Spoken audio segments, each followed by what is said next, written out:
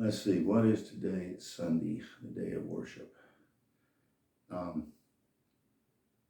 wouldn't mind going to church myself, but I gotta work. I work 7 days a week, 7 to 11. I do get off periodically, and we'll call that PTO. That's paid time off. Okay, and it varies.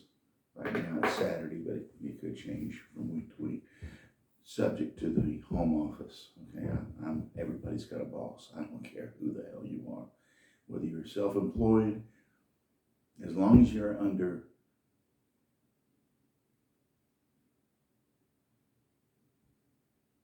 the rule, and the rule means the laws of the United States of America.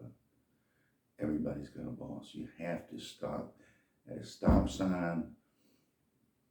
You have to stop at a red light. Green means you can go. In other words, what I'm trying to say is everybody, I don't care how independent you think you are, we've all got the boss that we have to answer to, whether it be the government, God, or whatever higher being that you answer to. We've all got them. I've got one. She's got one. He's got one. You may think that you don't have a boss, but you do.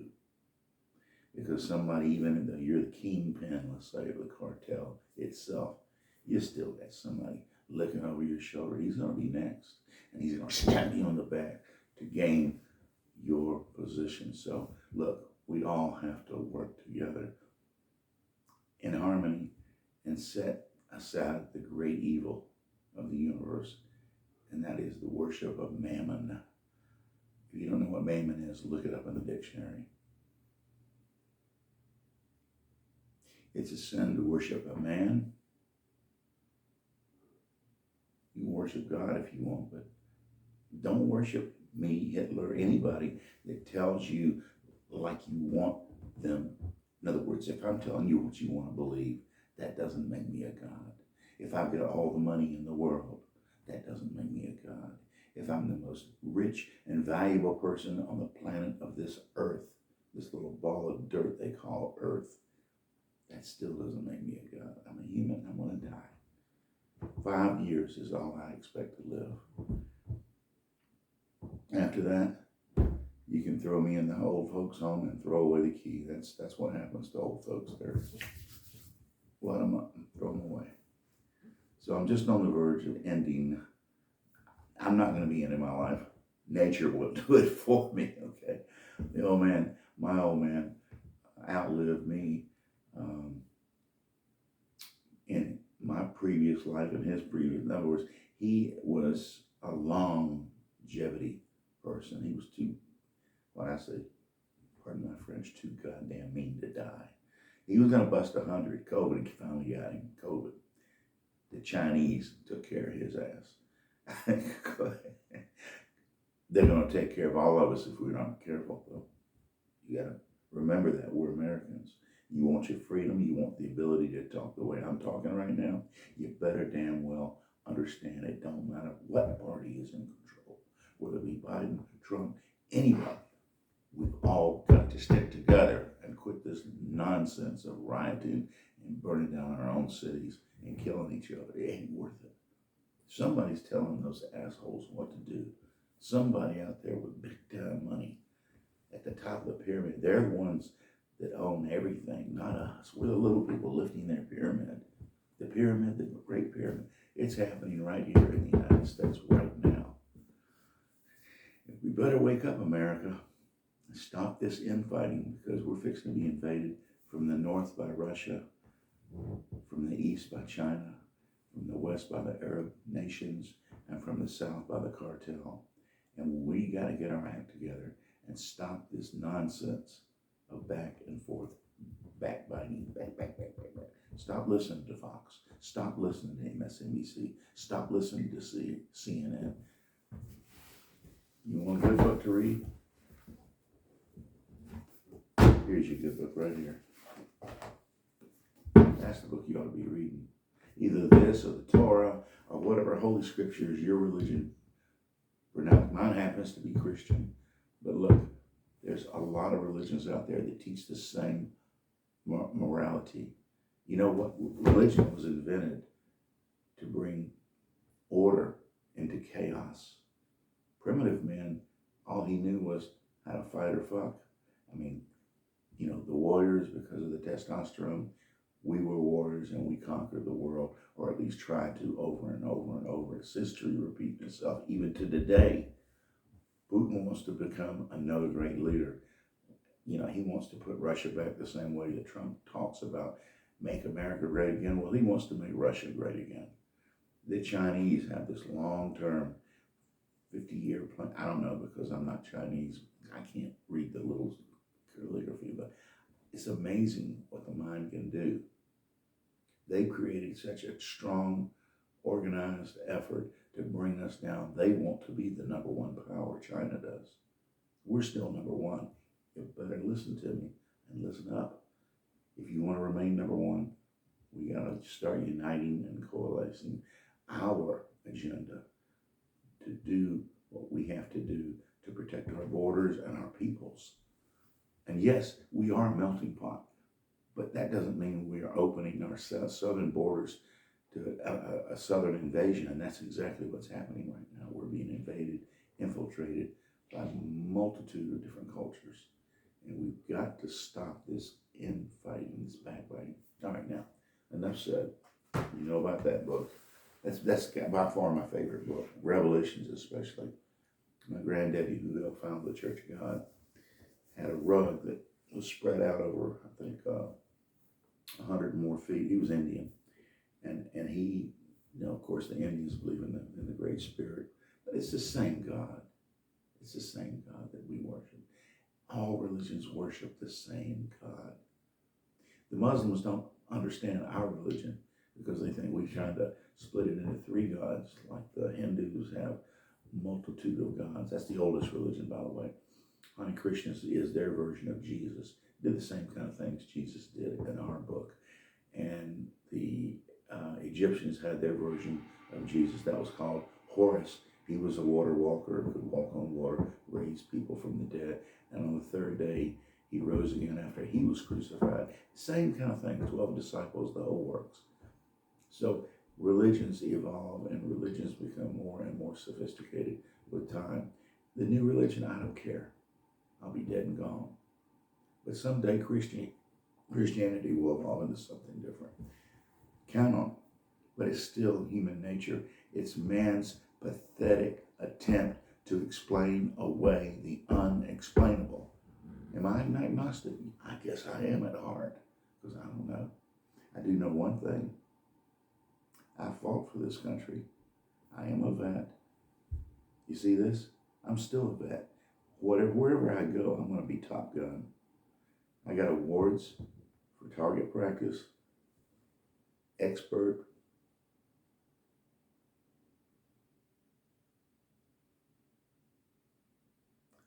chess, good at chess. What other things, accolades can I tell you about myself that you've probably heard 100 times if you listen to my pods? Yeah, I'm a braggadocious. I'm a magician. Watch this joke, watch this. It's a joke. I can make my body disappear, watch it. Open my mouth so wide my body disappears. Yes, I love to bloviate.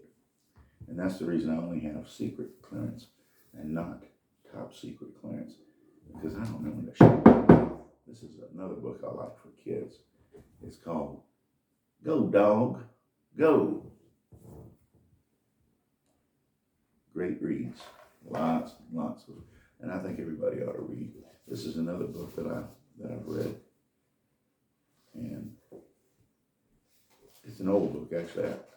This is back during my doctoral studies when I was trying to become a psychiatric doctor, developmental psychopathology, which I dropped out of, by the way. I'm not a psychiatrist. I'm a bloviator, but not a psychiatrist. I'm more of a philosopher than I am anything else. And I'm with a big mouth. But let me just quote some of the stuff in here. The theoretical perspective. Theoretical it means that you come up with an hypothesis and then you work through it with experimentation. You break it into several groups of working with monkeys or rats or or what have you. And the control group, you leave that alone. You experiment with a group over here, and then you compare the results, and that's where you come up with books like this. This is just a little tiny book. There are volumes and volumes and volumes and volumes of books that I had to go through in my studies, but those were the days, my friend. We thought they'd never end. Now, there's another book that I read recently. This book I really like. It's by Neil Bortz. And of course, you know my opinion on the IRS. Polish them, get rid of them. We don't need them. I believe that this book, the Fair Tax book, is probably one of the greatest books that we could put applied science to today and make our system much, much stronger, much better. Because right now we're being taxed. They say, you know, the Revolutionary War, breaking from Great Britain, we used to be Great Britain. This used to be a colony of Great Britain. I happen to be talking to you from Atlanta, Georgia, but back then, and during the Revolutionary times, this would have been a raw land where, you know, that's nothing but dirt. Maybe a few settlers can migrate down here, which we did from the UK, the Tidwells did. We're all dirt farmers, just plain old dirt farmers. Fireplace, potbelly stoves. It's just some place to stay warm in a little cabin and a farm. That was, you know, the way we were, you know, established, ingrained in the land. We lived off the land. But then comes the UK, and they started taxing the hell out of us. And that's where they had the Tea Party. You remember that in history, where they came together and they threw all the expensive tea in the bay. And they were demonstrating their rebellion against taxation without representation. Well, today we've got taxation without representation, just the same way. They tax us coming and going. They're taxing us to the point to where, unless you're a super, super wealthy billionaire, you're going to get taxed to death because they still milk the middle class for the majority of taxes. And I don't care what they say as far as statistics. Yeah, 90% of the taxes are paid by 1% of the taxpayers. Bullshit. I don't believe it, and I don't believe it. I think that's a misrepresentation, and I think media has been bought off, not only by the government, but also by big business. The biggest and most dangerous secret in the world is the fact that rich people don't pay taxes. They don't pay taxes the way we do. We work for our wages. They arrange their wealth. They like put pieces of the puzzle together. And big business, now listen to me, big business, which is supposed to be GOP, and big government, which is supposed to be the Dems, guess what? They merged. Years and years ago, they figured out if they can play the game of playing like they're working out their differences, then they can bamboozle us into the greatest distraction of all, and that's the fact that they're both in it together. All right? Yeah, the Dems right now are in control, but it doesn't really make a whit of difference. Not a whit of difference, because they don't do what they say they're going to do. They tell you what they think you want to hear. Their only goal, whether it be Democrats, Republicans, their only goal is to get reelected and to keep milking the middle class for all the money that they can hoard. And on top of that, they print their own money. It's called fiats. That's the technical name for dollar, fiat. The dollar still controls the world economy, and that's only because we've got the military might to back it up. But that could be soon changing. If China already has an army larger than ours, combined with Russia, probably is. All right? If they gang up on us, it'd be like ants ganging up on the great cow in the pasture. You know, Argentina ants, fire ants, and army ants all combined together, mixed together. If the world turns on us, we're toast. We've got to have allies. We've got to have them from a little pathetic help from European nations, and then after that, we're on our own. We got nowhere to turn. If they defeat us, that's the end of freedom as we know it. It'll be another 500, maybe 1,000 or 2 years before freedom shows its head again. So we're the last of the Mohegans. Let's not go down like the Titanic, my friend. Because once we fall, the world falls. This is another great book that I've enjoyed. A little book about my genealogy. Okay. And finally, but coming up on the another box star here, there's another book I like that I read, and I got inspired enough to build my own.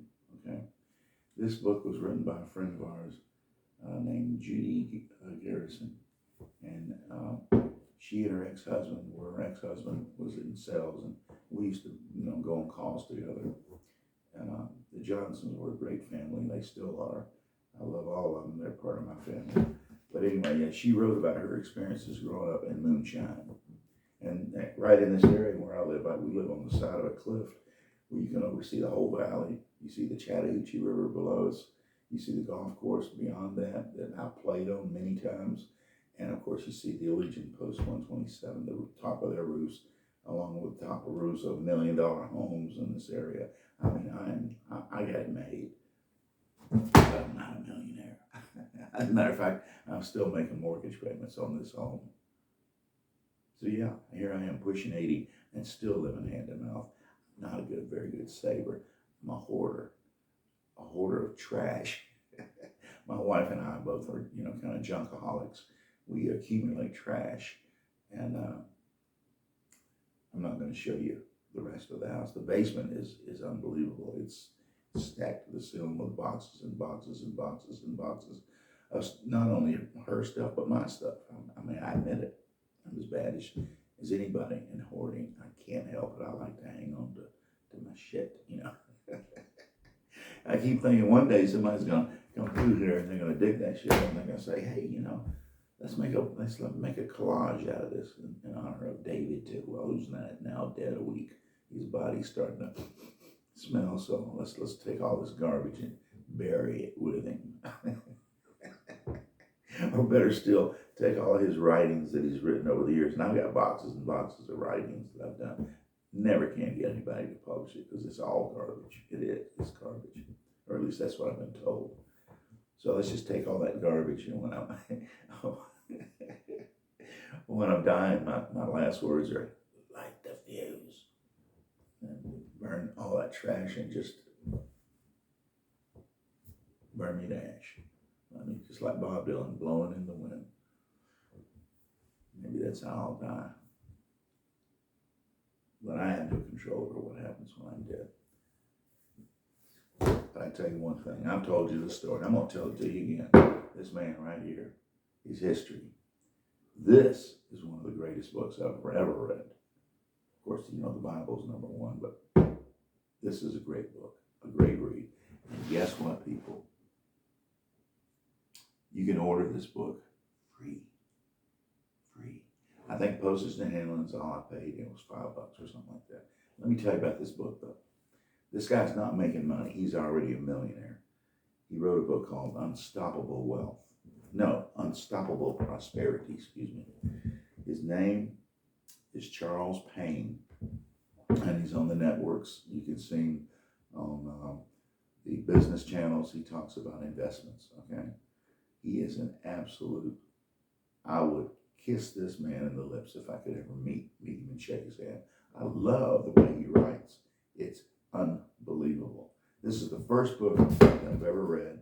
It's very technical in nature, but it's very easy to understand because he makes it easy for dumb asses like me to grasp what he's saying. I'm not a smart person. I think my IQ is somewhere around 88. I'm a slow learner, I admit it, but I'm damn determined. Once I get on the freight train, get on the same one track, I can conquer anything, almost. I feel like that anyway, like a monkey. You can train a monkey to operate a spaceship if you spend enough time with him. I'm that monkey, okay? But Charles talks about when he was growing up, and he tells that same story. I know I've told it again and again. I'm going to tell it again because it's so interesting. He said that back in the 1920s, there was a little shoe shine boy on the street that grew up in Harlem. His mama was on welfare, had 12 kids. He came from the dregs. The only way he could earn money was to shine shoes. So he was out on the streets of New York, and the Rockefellers, or let's just say R1 and R2, two of the richest people on the whole planet, because back then the stock market was controlled by the extremely wealthy. They wouldn't let people like us in. You couldn't invest in there. They were the investors, and it was closed, behind closed doors. Big old fat cats with cigars and smoky rooms. All of them Caucasian, by the way. Okay, they controlled the economy. So here a little shoe shine boy was just down there shining away. And the two of the richest people in New York were arguing at that time about the greatest invention. And one said, "So the greatest invention is the wheel." And the other gentleman, no, you're wrong. It's fire. Energy is fire. Everything operates on energy. And the other man said, "Well, sir, without the wheel, you would be roasting in your own flames today." So a little shoe shine boy looked up and he said, Misters, you both wrong about that." And they looked down and they said, "What do you want, you little black cockroach?" And he said, "Mister, the greatest invention in the world." Now you look down here, now, of course, I knows the greatest invention be the thermos. And they looked down at him and they said, looked at each other. "The thermos? How could the thermos be the world's greatest invention?" And little shoe shine boy looked up, he smiled, white teeth, big brown eyes, kinky hair. He said, "Well, the thermos, you put stuff in it, it know when to keep it hot. And it know when to keep it cold." And they said, "Well, so what? So what, little nigger boy? What are you talking about, boy?" He said, "Now think about it. It knows when to keep it hot. It knows when to keep it hot." And they said, "Well, so what?" And he said, "Yeah, but how do it know?"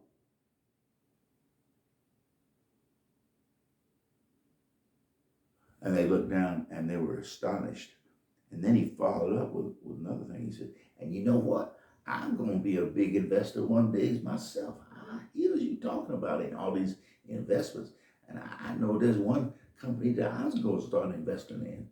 And they looked down and they said, "Oh, don't you come again."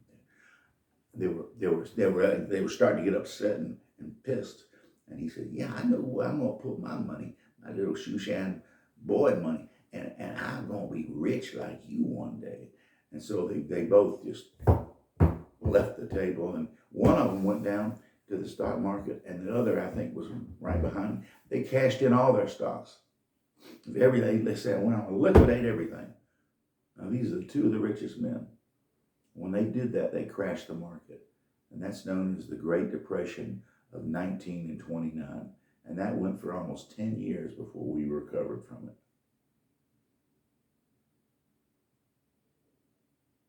That could very well happen again today if Facebook, if 3 or 4 of the other big wigs stepped in there and cashed in everything. In other words, the richest of the rich people that are not billionaires but trillionaires, they could crash the market if they really wanted to, if they orchestrated. There's supposed to be always people talking about that Committee of 12. It's called the Meridian Group or whoever, the Masonics, or somebody's always in the back room trying to control the world. Okay, we can't let that happen. We have to come together right now over God and pray as a unified prayer. We all have to pray. We've got to maintain our freedom. This guy's book will change your life if you order it. It did mine. Order it today. It's not available through Amazon. You have to go to Google to order it. Just type in Unstoppable Prosperity. And while you're at it, also another area I recently discovered in Google, go in and type in HI space REN and then hit enter. Entertaining. And the last book I saved is kind of the cherry on top. Not really. This is the book that I call Pandora's Box. And it's written by probably, in my mind, one of the greatest comic book writers that has ever existed. This book is so valuable, I would estimate the value of this book to be, I don't know. Well, it's priceless. R. Crumb, I don't even know if he's still alive, but if he is, he's pushing 100. I believe he may have died. He wrote a book, and it's called The Bible of Filth. So you know it's got to be probably pornographic comics. They don't sell this anymore. You can't order it in an adult bookstore even. You can't order it all his shit has been banned from the country as far as I know. Because I've been to every comic book. It used to be that you could go and pick it up at any head shop. R. Crumb, he's the guy that wrote, the cartoon Keep On Trucking. A lot of his stuff's still out there, don't get me wrong. But they banned all his really, really heavy duty shit. And this is one. I had a book this thick, in my basement with all my other junk and piled to the ceiling. And my son went down there one day with his girlfriend. They were going to clean it out, all the trash, throwing that stupid book away. It was probably worth $5,000 on the eBay, the open market, because our Crumb stuff is very valuable. It's collector's item. You can't find it anywhere. But that's okay, because I got stuff that's just as funny as his, and I can't get my shit published either, so it's all garbage. All garbage. Life is a comic book. I've said that as early back as I can remember. Life is a comic book. When you die, the pages of your life are going to be opened up before you, and you'll have to read it one page at the time, one page at the time, one page at the forever and ever and ever and ever. That's your heaven or hell right there. The way you live your life right now is what you take with you. When you die, your brain is energy, and it goes down to an orb, and that little molecule of energy is still there, and it's reliving its past over and over and over. Every molecule in this universe has its own little universe, and that universe is within a universe within a universe. Scientists say there's 11 different parallel universes to ours. The same thing that we're doing right now is going on somewhere else. Very similar, but just a little bit different. And time travel is really being able to penetrate through that wall, that fabric of the Matrix. And some people say this is the Matrix. It could be. I don't know. If it is, who controls all those zeros and ones? Is it the Atlanta blockchain? Do they have the knobs to control it? Or maybe it's a hacker in New Zealand. Who controls me and you? That's the world's greatest mystery. I have chosen to go out on a limb a bit and label that mystery God. But if it's different than that, then, it doesn't really make a difference. Does shingles care? Ask you that question over and over. I ask my wife that question. She goes, honey, I'm upset about this, that. I said, well, honey, I know it's important to you, but does shingles care? Because if shingles doesn't care, I don't give a damn. That's terrible to say, Oh no, John Joe died. Well, does shingles care? No, it doesn't work in all scenarios. But listen, I don't know how to preach. I only know how to bloviate and philosophize. But calligraphy has been a very interesting journey for me. I wrote up a bunch bunch of PhD degrees one time. All you had to do is type in I'll show it to you. It's hanging right over here on the wall. And of course, the first person that I promoted to a PhD was me. And it's not a doctor of medicine. It's not a doctor of anything. It's just a doctor of philosophy. Everybody is a doctor of philosophy. And if you want a degree to Uriah Stafford's University, I'll give it to you for free. But you got to meet with me in person. And I think I've looked and looked and looked. I can't find the boilerplate for that thing, but I got the original. And all I got to do is blow it up, take it down and blow it up and make a poster of it. And then I could give those away at nothing. Now, from this point on, the only job that I've got that's making me money right now is a training program. I'm in a 3-year training program teaching me how to be a wizard of my profession, which is all areas of insurance, from commercial to workman's comp to group life health to retirement programs to commercial property and casualty to automobile to homeowners to life, everything. And I'm learning all the innuendos, all the regulations, not just in here in Georgia, where I was based. I used to run an agency for 30 years with my wife, and we're retired now. We've already made our money. I don't have to get out and work if I don't have to, if I don't want to. But everything I do is a hobby from this point until I die. And my hobby is to help people. The last breath I take is going to be in helping somebody do something. That's just how I rock and roll. I wake up in the morning, I'm in my training program mode.